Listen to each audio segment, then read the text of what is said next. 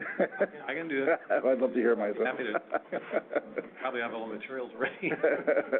What they're having me do at work. What's your calendar look like? Talk yourself into it. Thinking last night. Okay. Don't you guys take December off? No. For a PMI conference, Suite 100. Just a, Yes, sir. All right. Okay, he's here, we can start. Well, welcome to the MetroNorth Roundtable, September meeting. Do a round of introductions. We have at least one person that joined us on Join Me. Sheila, would you like to introduce yourself to the team? Hi, yes. My name is Sheila Gallagher, manager of professional services at eClinical Solutions, and just starting up a PMO. So we're just in the starting phases. I thought this would be great to listen into. Manager of Clinical Solutions, where do you work?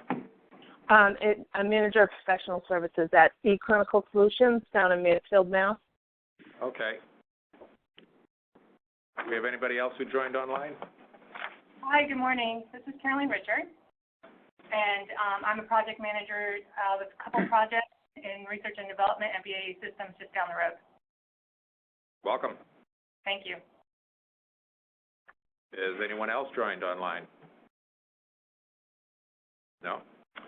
My name is John Gagnon. I'm the manager of radiology informatics here at Leahy Hospital and Medical Center.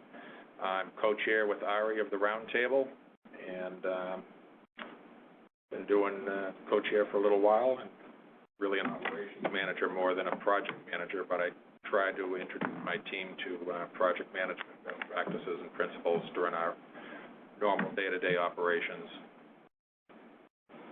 Doris Steenkamp. I'm new to Leahy Health. I spent 17 years in the Blue Cross Blue Shield group, more on the payer side, so now I'm closing the loop into the hospital and this area. I'm glad to join you guys. I'm actually a PMI Vermont member, but I'm working full-time on this side, so I'll basically join all the meetings on this one. Very good. I'm Jim Stewart. I'm the speaker. I'm an independent project management consultant. I teach, I consult, I set up PMOs, take into Agile, so I'll be talking about all that stuff today. My name is Eric Ashwell. I'm a project manager in a residential remodeling firm, so looking to kind of grow to professional PM and development. Well, it's great to have a construction person. Yeah. Evans Travis, I'm a program manager in the SAS Institute's Global Services Program Office. That's a global PMO. We've been around about a decade now, doing various programs to help lift professional services at SAS globally. And I'm a former member of the PMI Mass Bay Chapters Board. I'm Ari Davidow. I'm currently in transition, just ended a contract doing information security. And I co-chair with John and was actually briefly on the board back in Evans Day. We're a big contributor. Miss ya. I'm Chuck Tewksbury. I'm a project manager here at Leahy. I primarily focus on IT infrastructure projects. Hi, I'm Wes Cathcart, and I'm also a project manager here at Leahy with the PMO and managing a bunch of different projects. So, looks like we almost have half the room covered with Leahy PMO. There you go. I know. There you go. Been recruiting, I'm funny. And I'm Caroline Henry. I'm also a new project manager. Duffy and I started the same day here at Leahy. I came from HP and another healthcare company previous to that, so it's my first time working in a hospital system, but I do have a healthcare background. Thank you. Well, next month we have Marie Bencuti speaking on Help Me Help You Proactively Educate Your Business Stakeholders for Greater Project Success. Hello. October 26th. Our agenda today, we're having our opening remarks, talking about upcoming events. We'll have our presentation, and we'll give about a 5-minute wrap-up signal at 8:20, and closing comments at 8:25 to 8:30, and I'll pass out survey. Just want to remind everybody that we have 10 roundtables in 8 towns. I think Wes is going.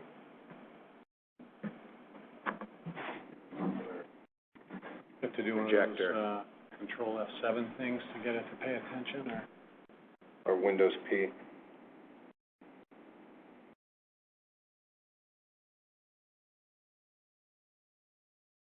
Is there a source button on that, remote? Yeah, there's an input button. No. I had trouble with it the other day. Which one is it? Input A. That should do You it. think input A? I think it's input A, because yours is hooked up to the VGA, right? Yeah. It's thinking. Oh, well, there you go. Right. There you go. I used to do desktop support.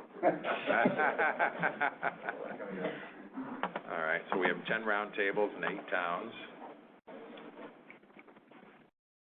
Go through them all. Man, it's gotten big, hasn't it? Yeah, it's grown.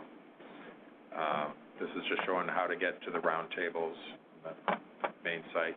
You don't need to log in now to reach the roundtable sections since guests can now attend. Yep. All right, today is lessons learned in establishing a PMO. Jim Stewart, over 20 years of experience in IT. Jim has managed numerous multi-million-dollar international infrastructure and software development programs. Since 2003, as a principal of J.P. Stewart Associates, Jim has engaged in multiple endeavors, including consulting, training, and mentoring. PMP since 2001 and certified Scrum Master since 2013.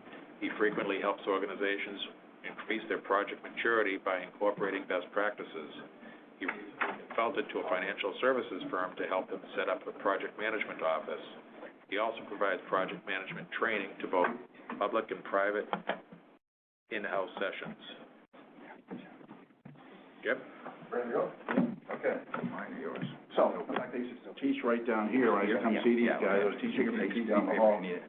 So, lessons learned establishing a project management office. The interesting thing is that when I created this several months ago, I had just finished doing one at financial institution.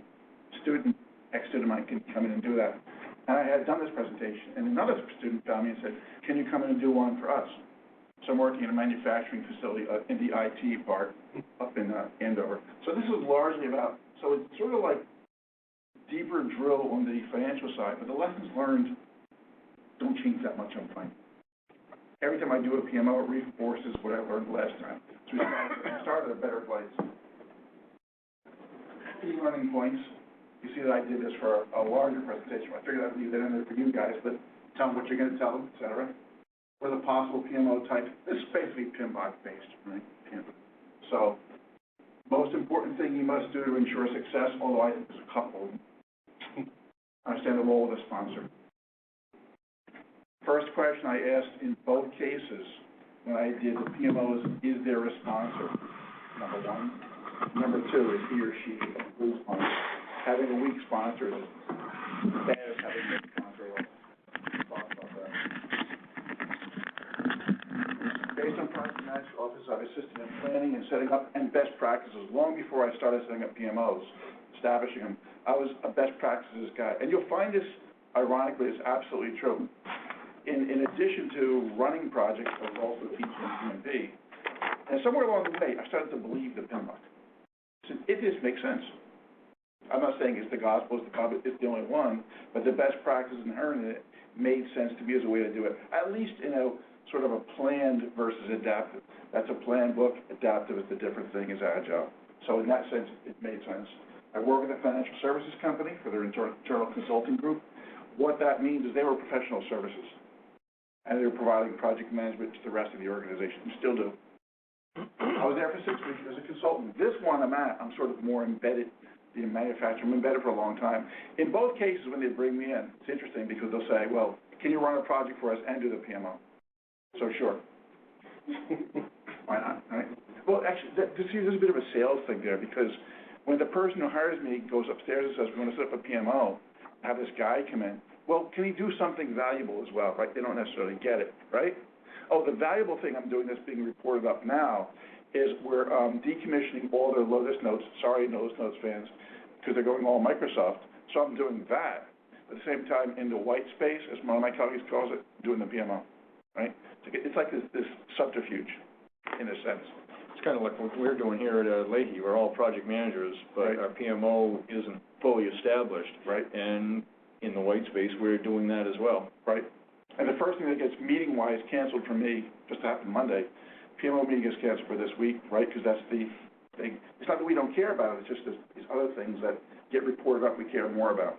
Plus, the company I'm currently working at just bought a company in California. Everything from the director up is sucked into this thing big time. Big time. That's all they're doing, right? I keep in touch. This is the financial customer. I keep in touch with him. Really good guy I work for, the director there. Keep in touch with him. And I'm driving a PMO stuff now for this local manufacturing company. Maybe I'm learning some more lessons on part of those, but really sort of diminishing returns. So what is a PMO? You know, guys know, but so not to insult your intelligence, but this is right out of the PMBOK. PMO, management structure, is standardized for project-related governance, facilitates the sharing of resources, methodologies, tools, and techniques. Now, PMI recognizes three types. In order to have a PMO, and again, you might find other non-PMBOK, but these are pretty good as far as it goes. Supportive, controlling, and directive. Supportive type is really not much more than a repository. So the minimal entry to having a PMO is a repository of templates. It's hardly an office, is it, right? It's a repository that somebody maintains. I don't mean to interrupt, but are you displaying anything? Yes, I am. It's not coming up on Join Me. I'll stop for a minute. Yeah. I'm trying to fix it. Thanks for letting us know. Yeah, that, I think. There you go. While we're waiting, can I ask a question? Go ahead. What is the difference between a project management office and a portfolio management office? Well, first of all, Okay. the project manager office will go into, can they see it now? Do you see it now, Sheila? I do see it. Thank you. All right, thank you for telling us. So the question came up, the difference between a project management office and a portfolio management office. I don't know, I haven't run into too many portfolio management offices. Portfolio management is that management of all the projects and programs for the best ROI and the balance of that. Sometimes it's done within the project management office. As often as it's not. I don't know if you guys do it or not. We don't. Our portfolio management is not part of our mandate. Right. But I had actually not heard of a portfolio management office. Usually what I've heard of that kind of thing, right, portfolio management has been part of a PMO, usually. And it can be part of the PMO. A couple places where I've worked, somebody at a VP level says, no, I'll handle the portfolio. Yeah, like an IT executive. Yeah. Although it seems to me I've been at a few places that have had portfolio management boards where various stakeholders are part of, because it's really a political as well as a business. Exactly. Correct. Exactly. But I haven't heard of the office part of it. I'm part of a PMO that's being established right now, a team that's creating a PMO, and portfolio management's part of it. That's the way I usually hear about it. So. Yeah, exactly. And sometimes, like in the financial one, in fact, that's a good question. I'll get back to this in a second. So my sponsor was a VP, and the guy was working for the director, and I went to her, the VP, and I said, do you want help with the portfolio? No, that's my job. I asked her twice. I got the hand the second time. Clear message, this is my responsibility, right? This is my job. And she pulled me in as need be. So it's really it depends on that one. Yeah, one other aspect of this that just occurred to me when you mentioned this, the PMO that I belong to serves a group of professional services people globally that are dealing with outside external customers. Yeah. So I think the PMO is going to look a lot different in some respects, not all respects, but in some respects, if you're dealing with an internal group of project managers versus if you're doing, project managers that are externally facing in the organization. Agreed. And one other thing, you may see multiple people in the organization. So the financial services organization, it's interesting because we were doing it for the professional services. There was also a global one, but I was told, don't use the expression PMO. We don't want them to know that we're doing whatever their reasoning was. The current one I'm in, we have an IT PMO, and we're very much in touch with the global PMO. So that's perfectly fine. We want to eat our own dog food, if you will, versus what they push down. Good? Yep. Good. Thank you. Controlling. This is where I mostly have... Excellent. I have a question. Hi. How you doing? Question? There is a word enterprise portfolio management office. Because I work for the state government, actually state government came out with the idea. Yeah. Even though organizations have a project management office, they they just got rid of some of the project management offices, and they came out with enterprise portfolio management office, which controls agencies directly. Okay. That's fair. How does it? I think we're getting off topic with the portfolio part. Okay. Okay, we want to stick. Yeah. Okay. Okay. So controlling, in the controlling one, what happens here? Now, it does everything the supportive one does, which is provide a repository, probably something like SharePoint. But it also requires compliance. So I'm writing a governance document, steering committee, all that stuff for this organization. But it includes methodologies. We always seem to start with the templates. They always want me to come in, take these 800 templates we have, and figure out if they still work. I'm dusting off. This organization I'm in now did a PMO 8 years ago. So they have some of this stuff, but it's really a repository. It's really supportive. I'm coming in now to dust that stuff off and turn it into controlling one, you see. So, templates, conformance to governance, and things like project audits. So what we set up was all the project managers they had to come in for a regular audit. You come in as a project manager, monthly, whatever, show us the schedule, your risk register, all this good stuff. You might say, that's a bit intimidating. Well, so what? It is. Some of the people in the PMO that I was setting up weren't really project managers, but we have what we call the accidental project manager. This guy can fog up a mirror, make him a project manager, right? And he gets by for a long time until this comes into place. Either you shape up, ship out. Sorry. It's the best of the organization. I'm subject to that audit too as a project manager. So the controlling is mostly what I see. Directive is where the PMO actually runs the projects from the PMO. This is rarer. Why would I do this? I had a woman in my class who said, oh yeah, we have one. I said, why? She said, we're a hospital. But in their case, the doctors and nurses couldn't be expected to run the projects. So they were running the projects for them. Maybe that's not the case in the case of Leahy, but it wasn't the case for her. So directive, but typically the project managers are within departments, functions. The one I see more often than not is controlling. Those are the three broad ones, okay? Question, do you, in your experience, do you see PMOs, I'm guessing the answer, falling neatly into one of these three? Kind of, yeah, because, in fact, I see them falling neatly, Evan, to your question, into one of these two. Okay. I rarely see the directive. And I'm seeing pretty cleanly either this, the supportive, or the controlling. Okay. Pretty cleanly, rarely the directive. I just finished a contract with an organization that had a directive PMO, and I've seen that pattern, I'd say more often than the others. What happened in this case and what I've seen is part of the effort to establish a PMO is to establish project management in general, where you've had weak or no project management. Right.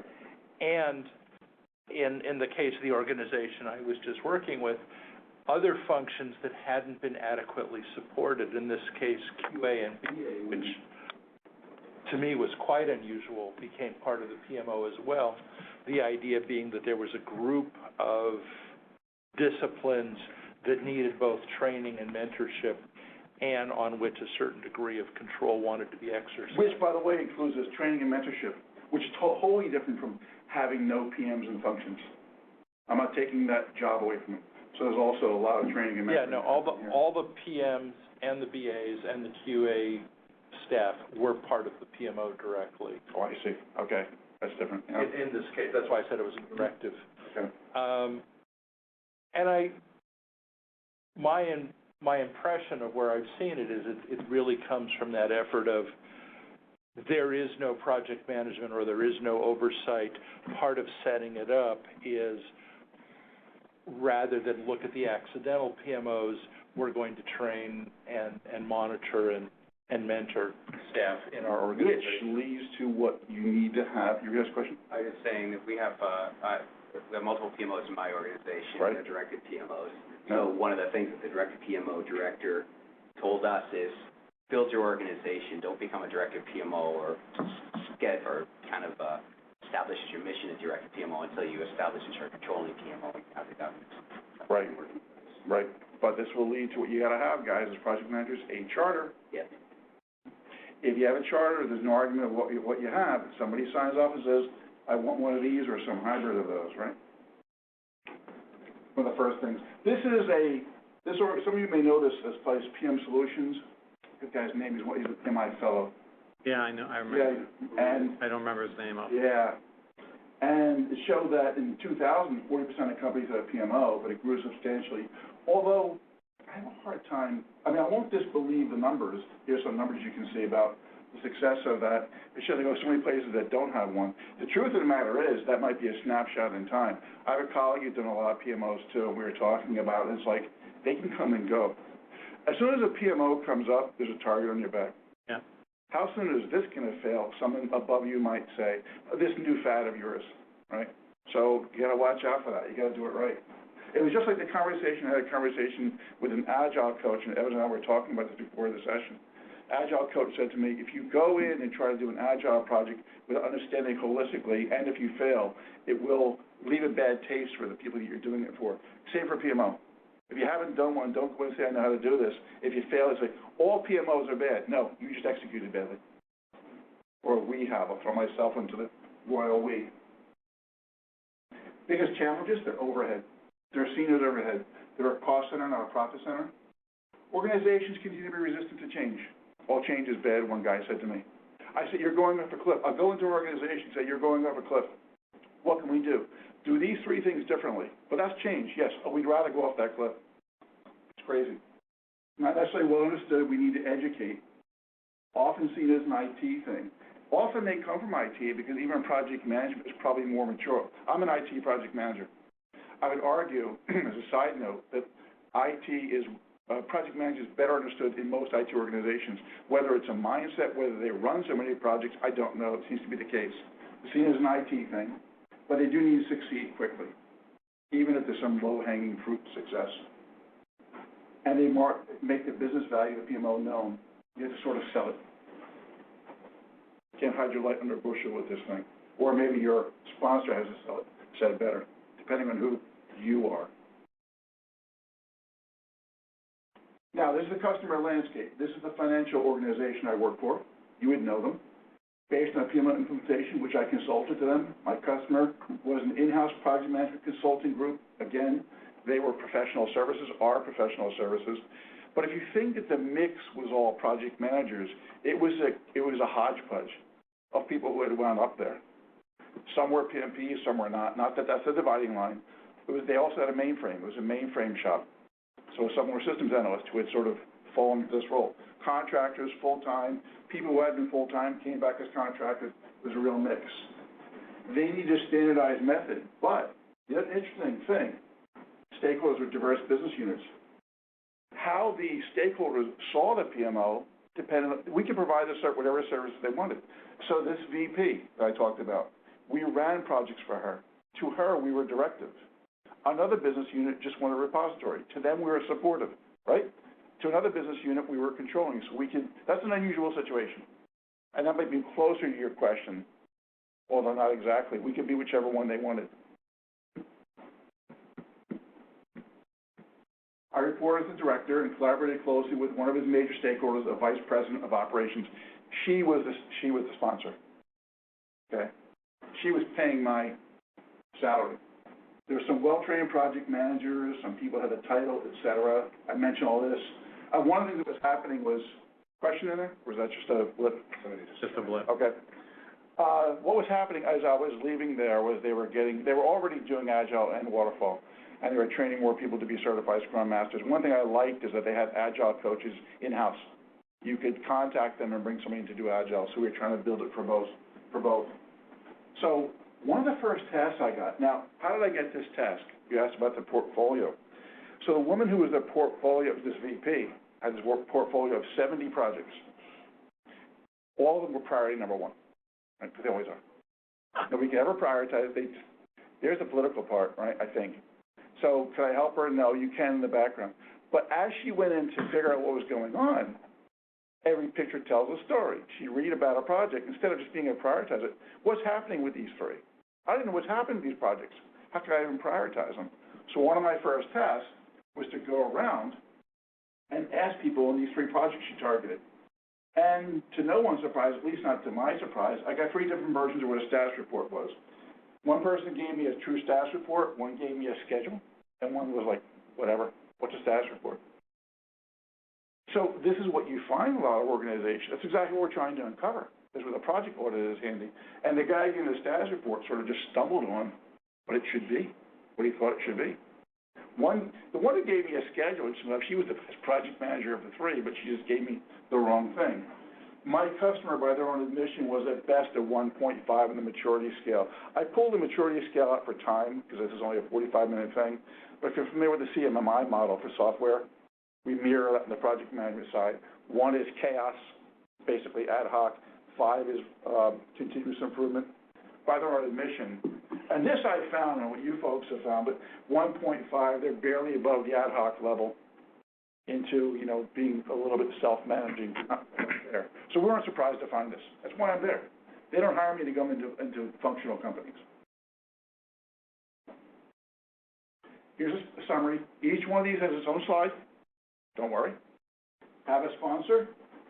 Know and manage stakeholders. When I taught PMP, I say there are 3 big words in real estate: location, location, location. In project management, stakeholder, stakeholder, stakeholder. That's my take on it. Design a structure. We've discussed various structures. If you don't put it down on paper, you'll forever argue what should it be. Going along with that, create a charter, create a schedule. Because if you're creating a PMO, there's the thing about creating a PMO. When you do process work, that's not a project, it's just process work. No, it has a beginning, it's temporary, has an end, therefore it's a project. I will be done setting up the PMO at some point. Have a schedule. Leave time for planning.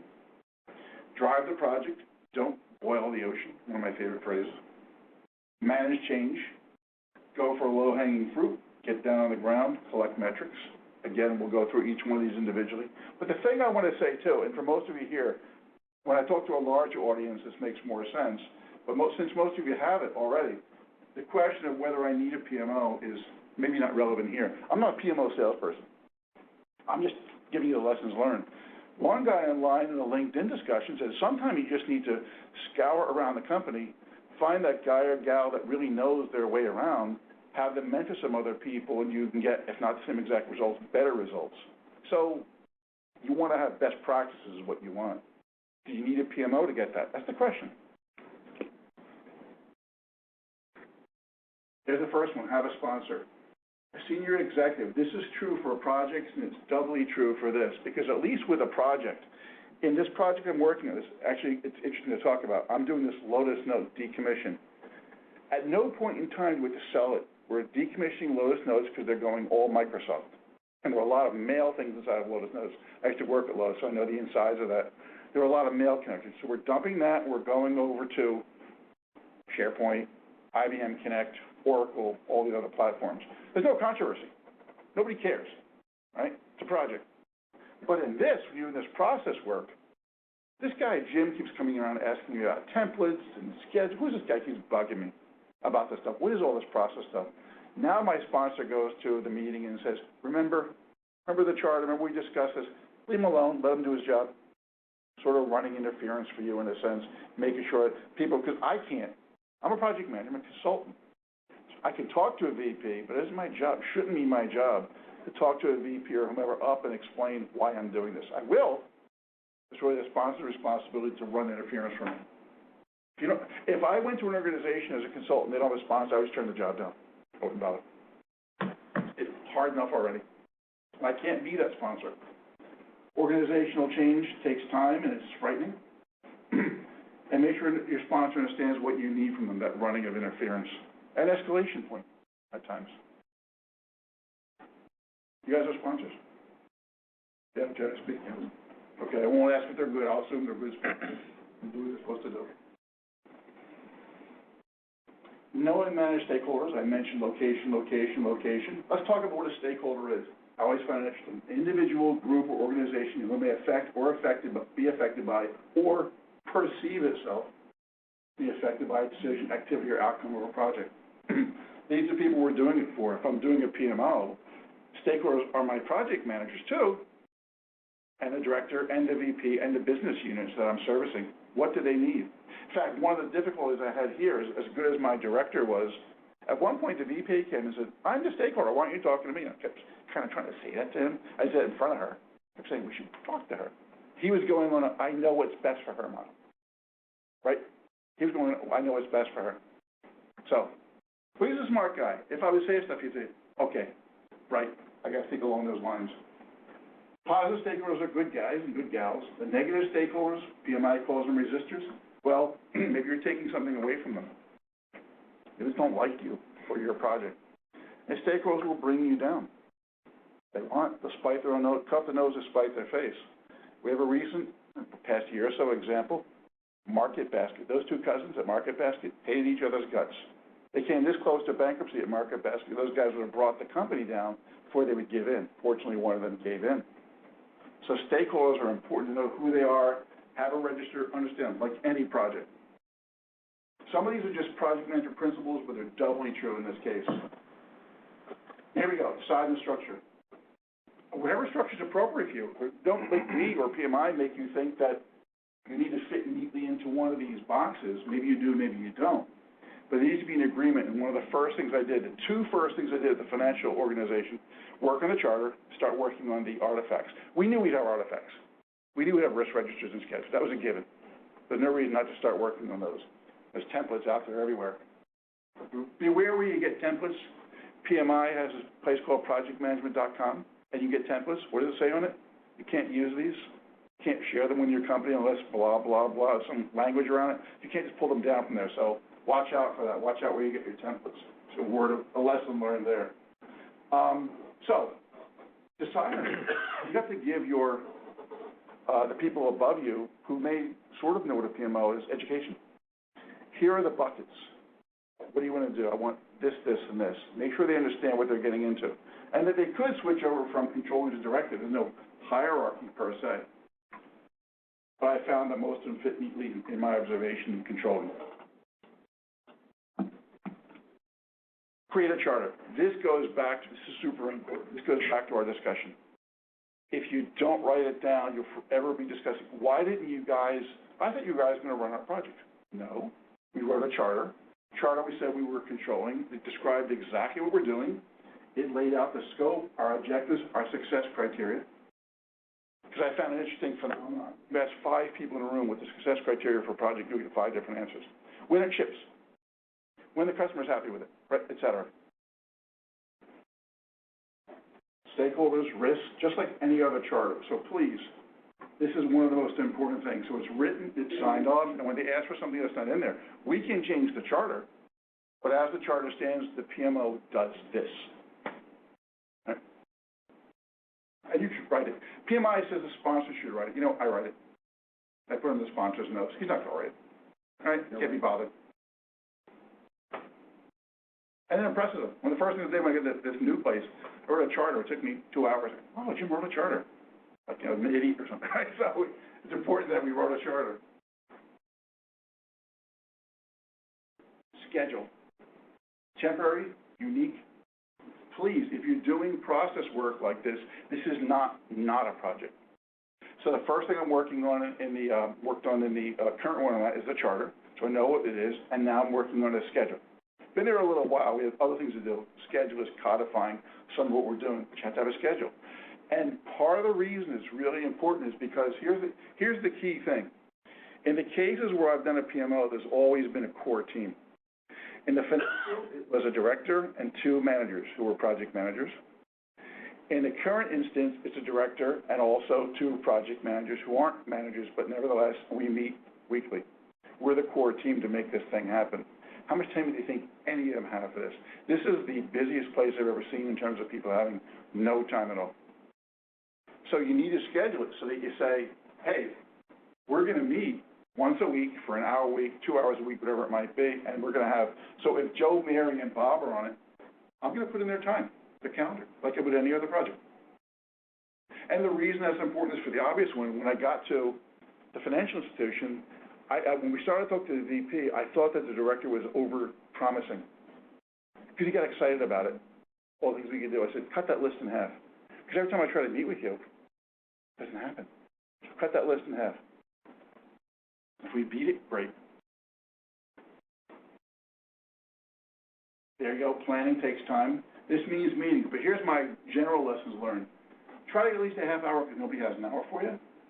Someone says, I can only give you 15 minutes, take it. I'll talk to you, walk into the cafeteria, take it. In 15 minutes, the director laid out 10 bullets to help me flesh out the schedule. My favorite saying, the perfect is the enemy of the good, because I'm a perfectionist. Oh, you can't give me that hour meeting? Let's reschedule. Nope. Walk down the hall with them, start writing stuff down. I do it all the time. Because you're trying to get somewhere. And the reason this is so important for this is because the mindset is easy to blow off the PMO's planning. Oh, well, you know, our other projects have to happen. You have to keep bugging people like any other project. Right? Drive it. People you need to meet with, this is a correspondence that are always too busy. They'll wave you away. This happened when I was at the financial. I goes on Monday, I found something out. I found out Fridays were, every third Friday was like a free day. People would clear their calendars to do think work or whatever, but I would take some of that time back. Or I would go up to them and say, meet with me Friday, or whatever. We started to a regular habit and pattern of doing that. So you gotta get these people in a room. Once you get in a room, what I'm finding out too, and maybe you folks have run into this, I haven't been in a meeting yet in the current place I'm in where people weren't, half of them weren't on their laptops. Find somebody to get their attention, have a specific agenda, and try to nail a couple of things. In the current meeting we're doing, we've already ratified the charter. And every week now we're looking at different artifacts. I'm working on risk register right now. I'm working on issue log. They don't sound like big things, but they're big things. I'm working on change control methods. And we bring them in every week. We're also working on, and what's a little more unique here is, the director where I am now is very much interested in mapping waterfall versus agile. He is introducing agile, but he's trying to do it in a way that's less threatening. So how can we introduce it? So if we bring up something like, a thing I'm working on now, I'll talk more about agile later, we have a requirements traceability matrix for the waterfall side, right? Requirement traces it back to business need and has a test strategy. So what we did, we made it a hybrid. Left-hand side, product backlog for agile. Right-hand side, requirements traceability matrix for waterfall. Now, that may seem clunky to you, but that's what he wanted, because he felt it was a way to introduce it to people who go, what is this agile thing? He's trying to somewhat mash them together. They're not instantly mashable together, but he's got a reason for doing that. He can sell it better, right? So you got to drive the project and make sure people understand that this really is a project and make it happen. Don't boil the ocean. So what happens here is, like I mentioned with the case of my director, he got excited about the stuff we could do. Oh, we're going to have these project audits. We're going to have all these templates. We're going to have methodology for agile, which I'll talk about later, all these things. And we had to sort of bring them down off the ledge and say, like I mentioned earlier, we can't do all these things in a year. Let's do by quarter. It might take a year and a half. And as I say here, a year from now is still a year from now. You don't want to have one thing to show, but you don't need to have 100 things to show. You need to show progress, right? And demonstrable progress. Manage change. I'd like to get people's thoughts on this. The only person who likes change is a baby with a dirty diaper.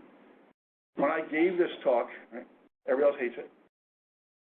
When I gave this talk recently up in Maine, PMI Maine, we talked about, one guy said, a lot of the resistance to change is based on fear. Which you're nodding, Evans, what's your thought about change? Absolutely true. Yeah. Fear of a lot of things. Like you mentioned a minute ago, loss of power. Right. So that would be fear that they're going to lose their influence in the organization. Correct. But there are many, many others, but I think it's all based, to simplify it, in some fear of one another. Yeah.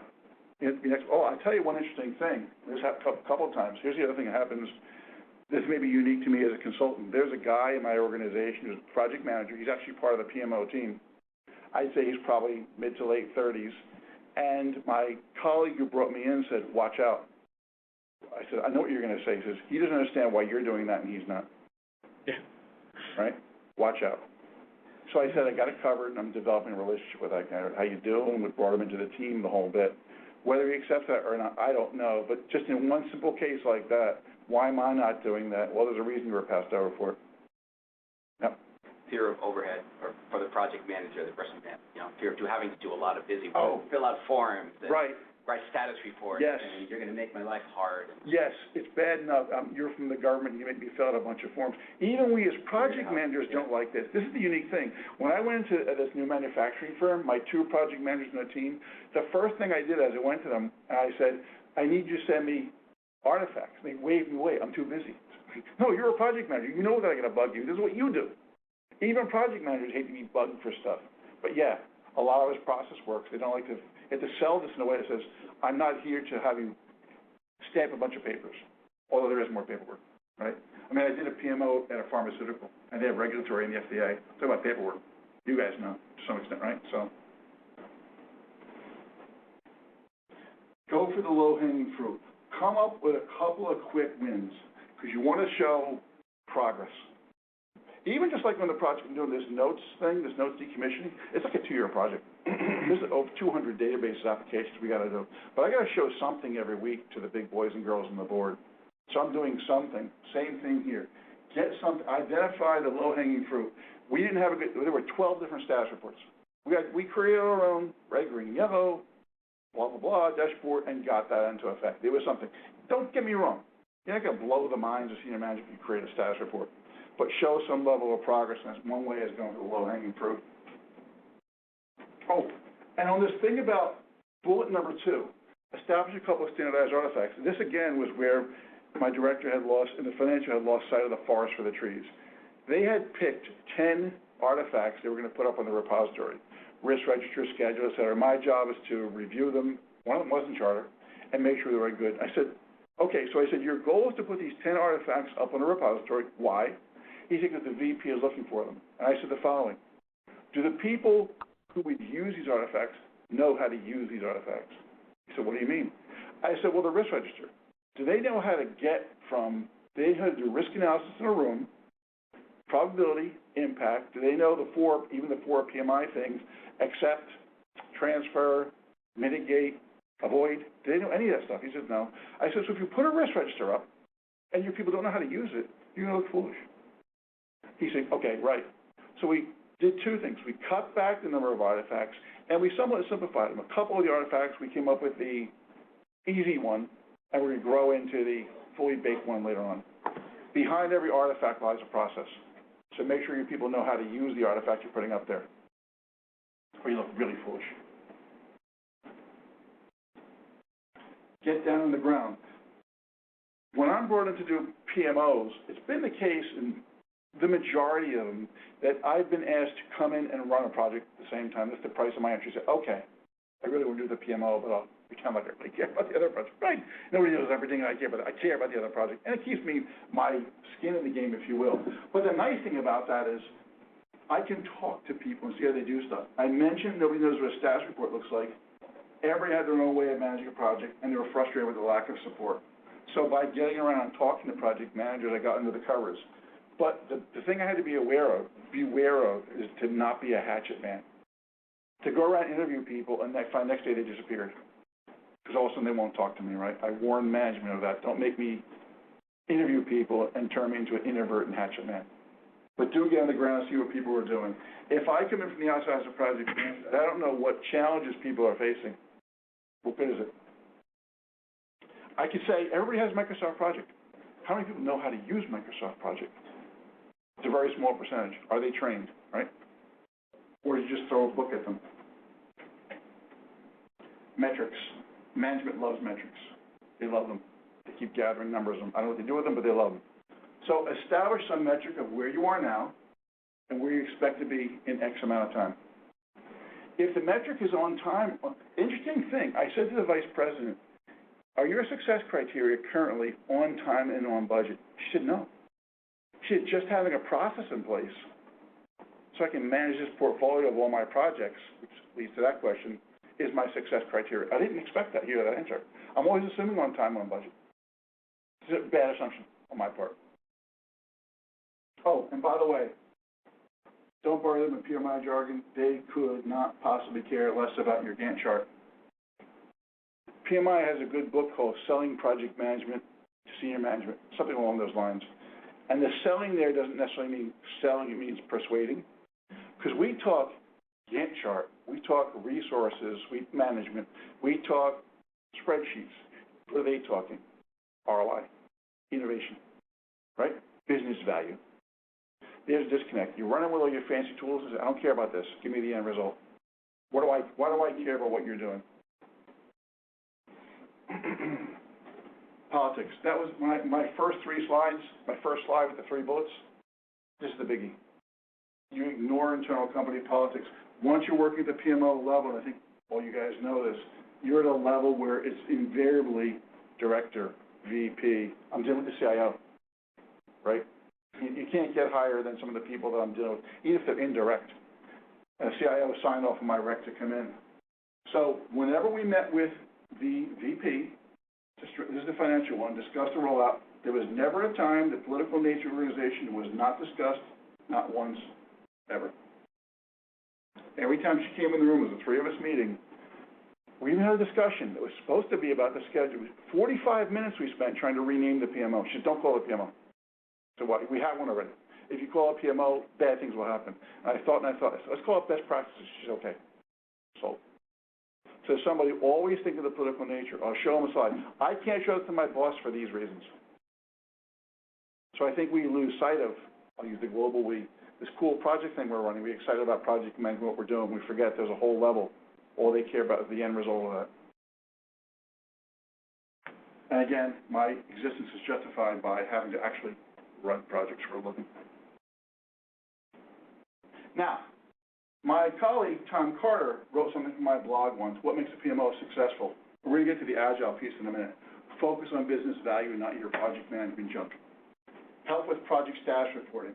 Establish a list of all key projects in the areas. I mean, this sounds like nothing, but often you're coming into chaos. They don't even know what the projects are. We don't know what projects we even have. Survey your PMs, provide training and mentoring, get project reviews. That should be project audits, same thing. That's 100 days, it's something, because remember, you're doing this part-time.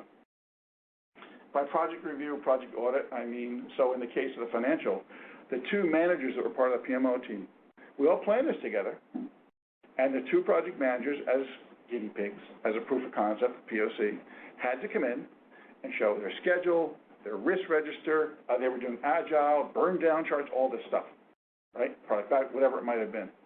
And then myself at that point in time, the director said, yes, no, yes, no. Your schedule sucks. Sorry.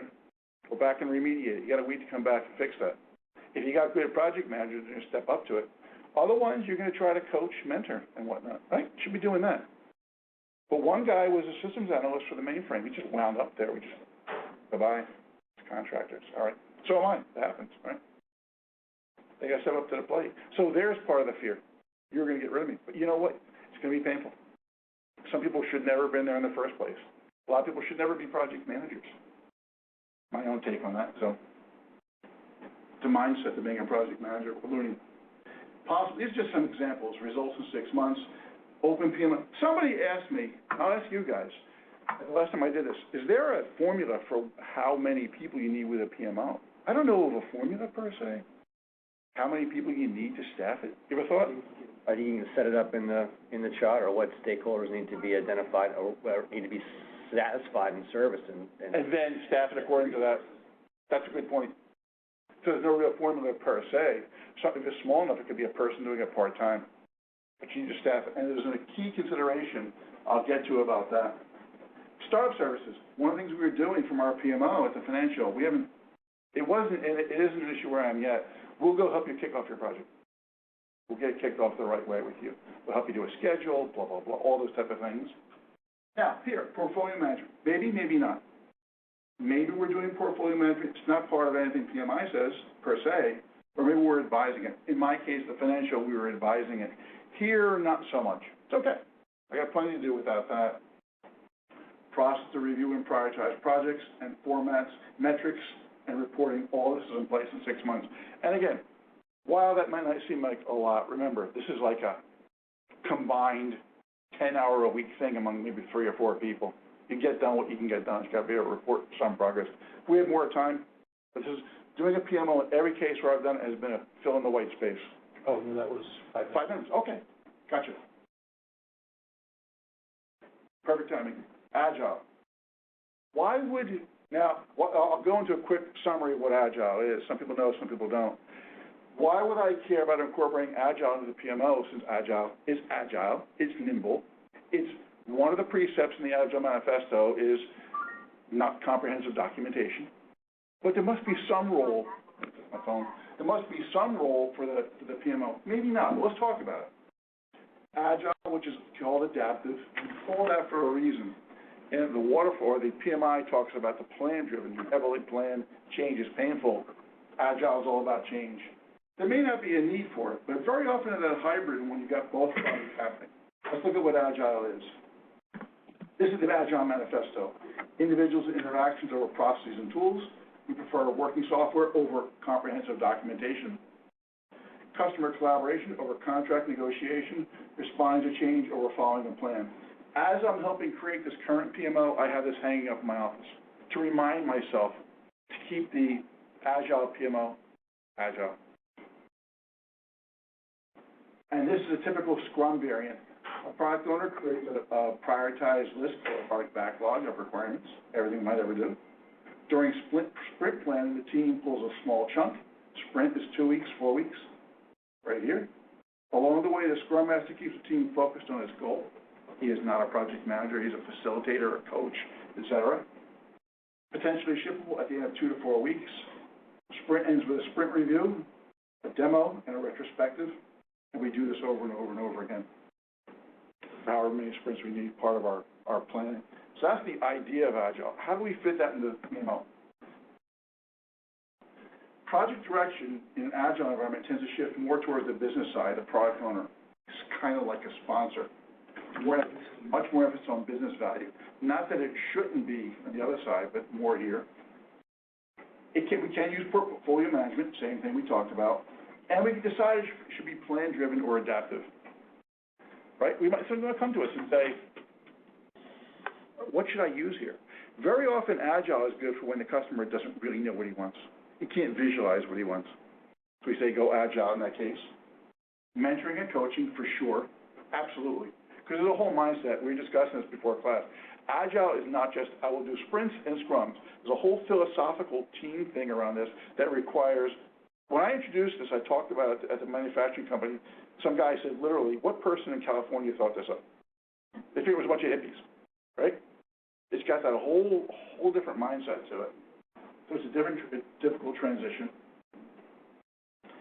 Lacking a strong requirements documentation tends to be more advisory.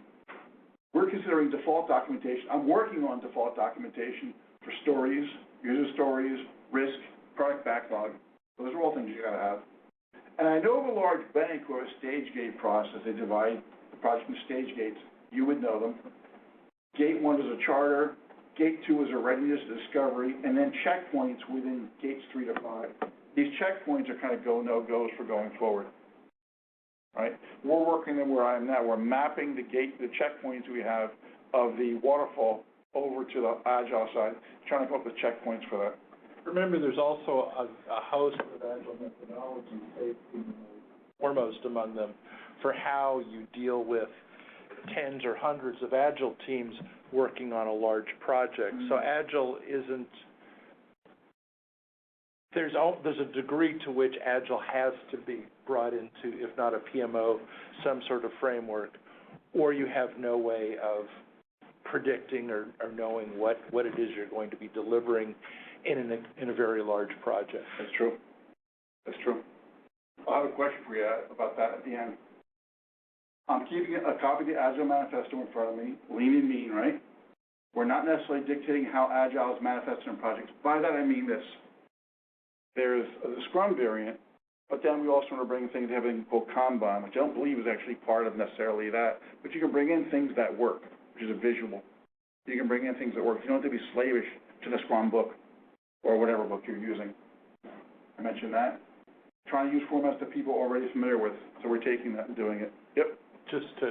Sorry, because we're running out of time. Yep. Agile and Scrum aren't synonymous. Scrum Correct. Is the most popular current Agile methodology. Right. Kanban is very much a different but also Agile methodology.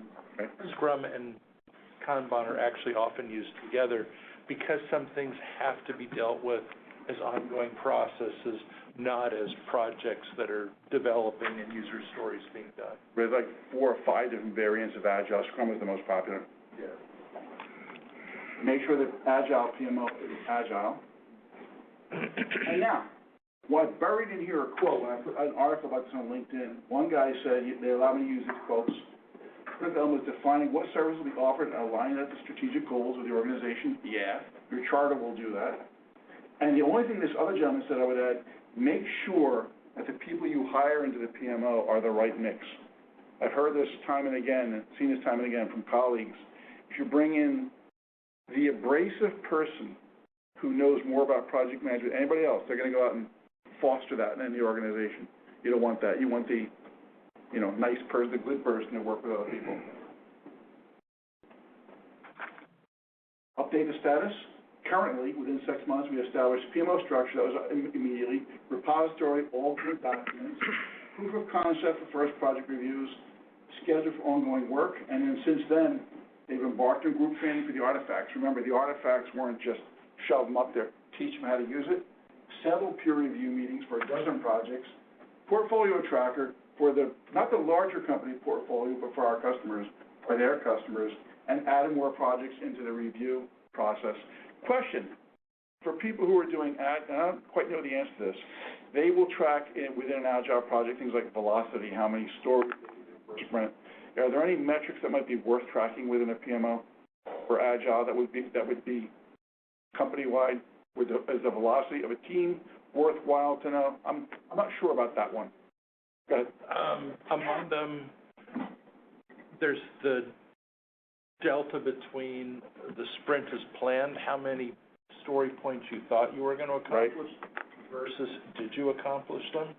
Often, Agile teams will be dealing with issues in addition to the planned work, how that affected. And that's a good place for the PMO to store that for tribal knowledge? Oh, yeah. Just anything that indicates the general health of the team. Yeah. I'll leave that as a generality. If you're working with an Agile team, there are several ways to measure how comfortable the team is, how effective it is at understanding and breaking user stories down to what can be measured and predicting how much effort it's going to take. Those are all things that can be measured. A PMO is great for that, for gathering, storing information, lessons learned, that type of information is fantastic for that. But but that's where the PMO is for. Otherwise, that stuff gets buried in somebody's laptop of the reviews. Right. It never gets outside of that. In the manufacturing company, I've been there about 6 or 7 weeks. We have our core team meeting. I did a presentation. Here's the thing. I just want to say this. You have to educate people. I purposely took on the job of educating my director and my other project manager. I don't want a director to be embarrassed out in the world not knowing what Agile was. And there's learning points. Thank you. Questions? We have time for questions? We're at 8:30. People can stay and ask questions, and I urge people who have them to do so. But before we do, I have to point out that this is also the day when Agile Boston meets. It now meets in Cambridge. Just Google Agile Boston if you're interested. They will be working on this month's presentation is in fact on scaling, I think. Scaling, what you do when you... They hold it at night? They're at night, yeah. They're at night, yeah. Microsoft, at least I think are they still at Microsoft? No, they're at the Cambridge Innovation Center. Oh, they moved, okay, yeah, okay. But they may be moving to Microsoft, and that's moving back out to Burlington. I've attended them at Microsoft, but I noticed that they weren't there this month.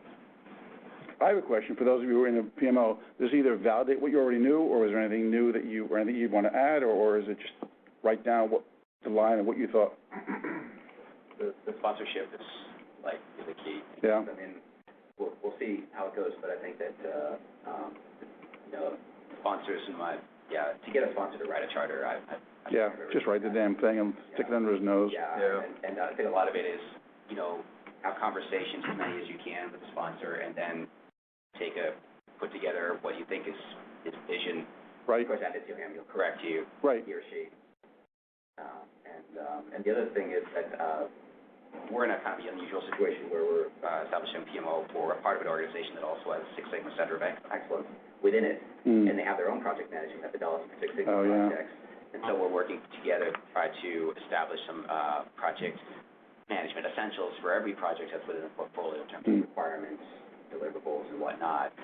They're very good to work with, so it's not a big deal, but it's kind of an interesting situation. I had that when I was working at the pharmaceutical. There was a woman who was at Six Sigma. She was a Center of Excellence, and she was there at all our meetings and stuff. I thought it was handy. It was good. It pretty much confirms what I already know. Yeah. The one thing I would say in my case, because of the nature of the company I work for and the fact that we're dealing with folks who are working for external clients, is that it has become essential to our existence to justify our existence at all the time. Right. And so I think my company's been around like 40 years. They've had more than one PMO over the years. As you pointed out, they come and they go. Right. I think we've probably lasted the longest, I'm pretty sure we have, and by a large margin, I think, mainly because of our focus on executive stakeholders and making sure that the reason for our existence is still forefront in their minds.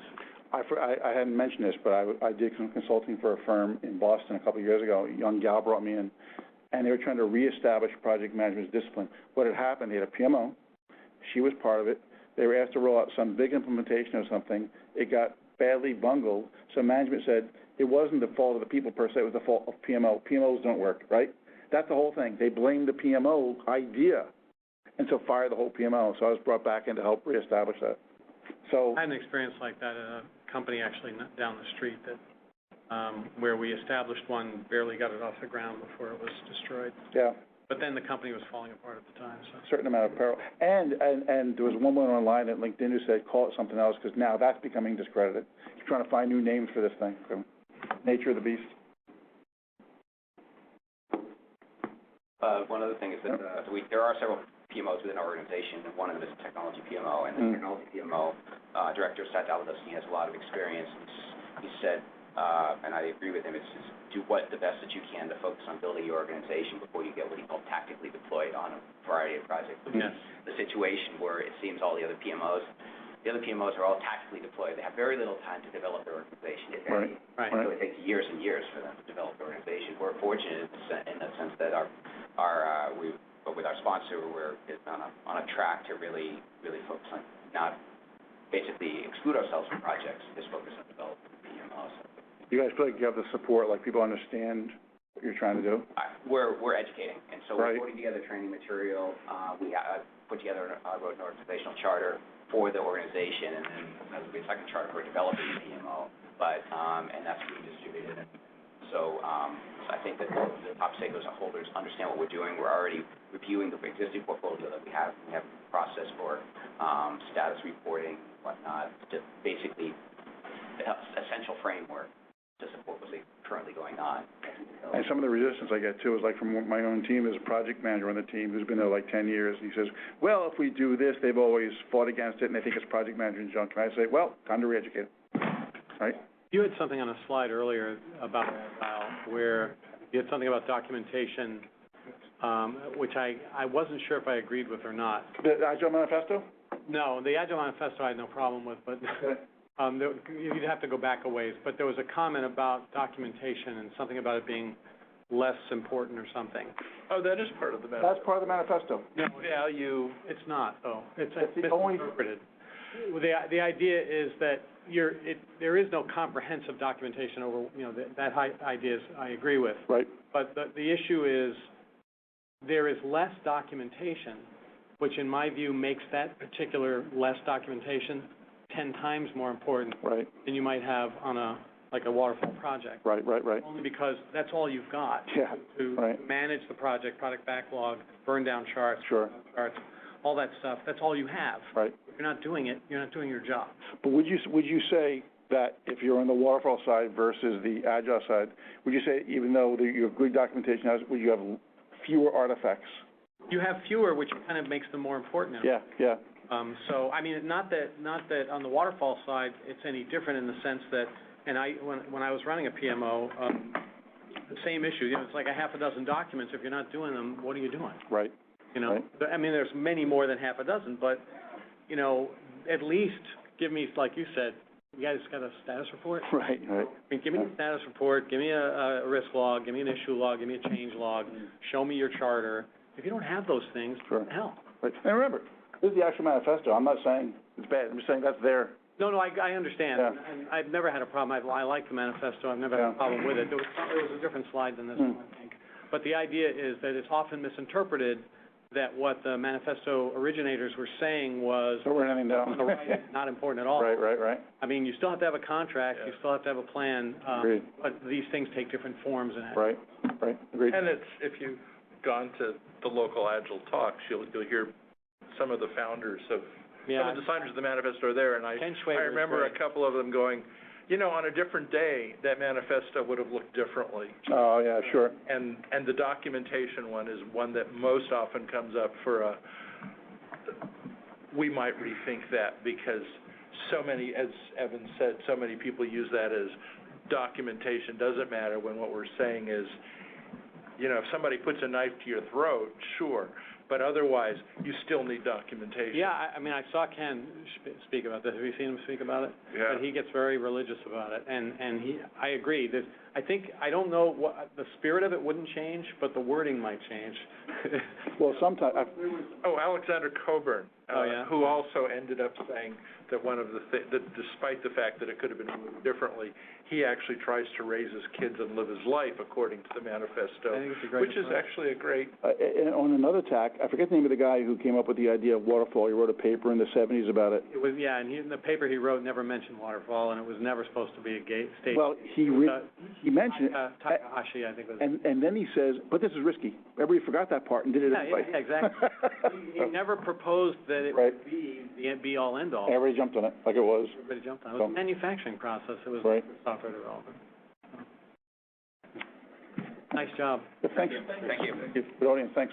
If you haven't given John your survey, That's all. so Hey, Evan, how are you, man? I am looking again, but I'm most patient guy. I'm not a client-facing. Where did you go? Because we've been here, or would have been in Boston? But whatever. This corner? I mean, not whatever, but. Was it Marriott? I've been looking. Corner where If I see anything, I passed stuff on the past. Yeah, Could have been. yeah. I'm just, Yeah. part of it It was